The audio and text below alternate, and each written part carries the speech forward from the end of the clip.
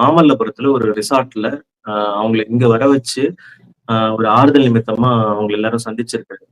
இந்த சந்திப்ப நிறைய தரப்புல இருந்து கிரிட்டிசைஸ் பண்றாங்க.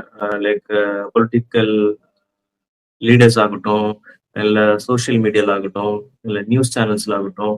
ஆஹ் வந்து இது ஒரு இன்சிடென்ட் நடக்குது. ஒரு தலைவரா வந்து அவரு டைரக்ட்டா தான் போய் பார்க்கணும். அதுவும் அந்த இன்சிடென்ட் நடந்த டைம்ல அவர் அங்க கிடையாது. அண்ட் 1 மாசத்துக்கு பிறகு ஆறுதல் சொல்றதுல வந்து என்ன பிரயோஜனம் இருக்கு? அப்படின்ற மாரி எல்லாம் பல தரப்புல வாதங்கள் வைக்கிறாங்க. ஸோ என்னோட பெர்ஸ்பெக்டிவ் என்ன அப்படின்னா, ஆ ஃபர்ஸ்ட் நம்ம இத பத்தி இந்த கரூர் சம்பவத்த பத்தி நம்ம சேனல்ல வந்து நம்ம பேசியிருந்தோம். ஸோ அப்போ ஒரு ஒரு ஒரு beginner in the politics. So பாலிடிக்ஸ்ல அவரு கால் ஊன்றுன ஒரு இனிஷியல் ஸ்டேஜ் அப்படின்றது அவருக்கு ரொம்ப சென்சிட்டிவான ஒரு ஸ்டேஜ். ஸோ அந்த ஸ்டேஜ்ல இப்படி ஒரு நிகழ்வு நடக்கும்போது அவரால அத அக்செப்ட் பண்ணிக்க முடியல. அந்த டிப்ரஷனே அவர எந்த அளவுக்கு கொண்டு போயிருக்கும் அப்படின்ற மாரியெல்லாம் நம்ம பேசியிருந்தோம்.